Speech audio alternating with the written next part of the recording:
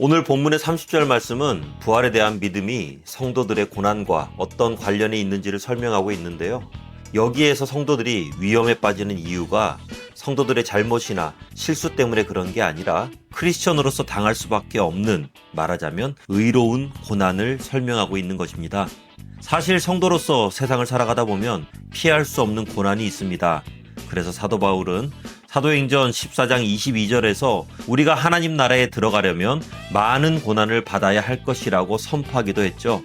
그리고 자신의 삶을 통해서 그 고난이 얼마나 크고 위험한지에 관해서도 직접 증명하기도 했습니다. 본문에서 말하는 고난은 바로 이런 고난입니다. 그래서 30절의 이 말씀은 성도라면 이미 고난이 충분히 예상된다고 할지라도 결코 피하거나 타협하지 않는다, 이것이죠.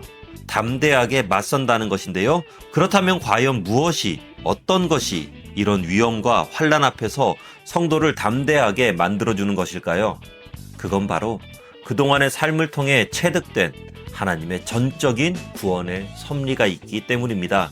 그래서 풀무불에 들어갈 위기 앞에서도 다니엘의 세 친구는 담대할 수 있었던 것입니다.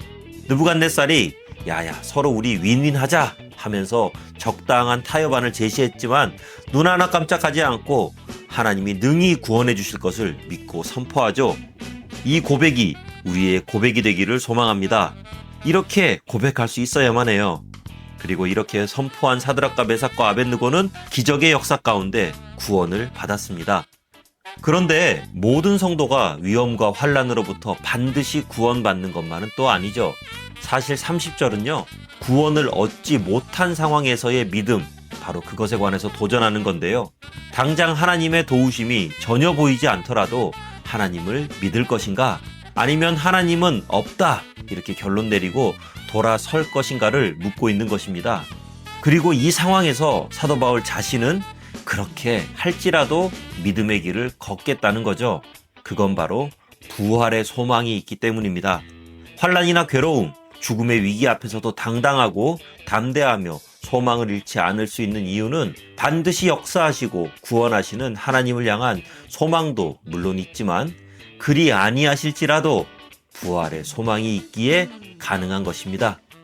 아브라함이 100세나 돼서 얻은 눈에 넣어도 아프지 않을 이삭을 하나님께 번제로 바치라고 했을 때 뒤도 안 돌아보고 실행할 수 있었던 이유는 부활에 대한 소망이 있었기 때문이고, 수많은 순교자의 피는 천국과 부활의 소망 가운데 뿌려진 숭고한 믿음인 것입니다. 그리고 이 부활의 소망이 우리에게 있을 때 어떤 상황과 조건 속에서도 담대할 수 있는 것입니다. 크리스천 여러분, 사실 이 부활 신앙은요, 죽은 뒤의 이야기가 아니라 오늘 내가 믿음을 지킬 이유이고 오늘 내가 포기하지 않을 이유입니다. 만약에 죽음이 끝이라면 바울의 삶은 바보 같은 삶이죠. 하지만 부활이 있으니까 얘기가 완전히 달라집니다. 하나님을 위해 흘린 눈물, 믿음을 지키기 위해 감당한 손해, 복음을 위해 받은 고난, 모두 다 헛되지 않은 것이죠. 그래서 성도는 눈앞의 결과가 아니라 하나님의 약속을 바라봅니다. 부활의 소망이 있는 사람, 고난 앞에서도 낙심하지 않고 손해 앞에서도 타협하지 않고 죽음 앞에서도 소망을 잃지 않습니다. 우리 모두 이런 부활의 소망을 붙들고 끝까지 믿음의 경주를 감당하며 힘차게 살아가기를 주님의 이름으로 축원합니다.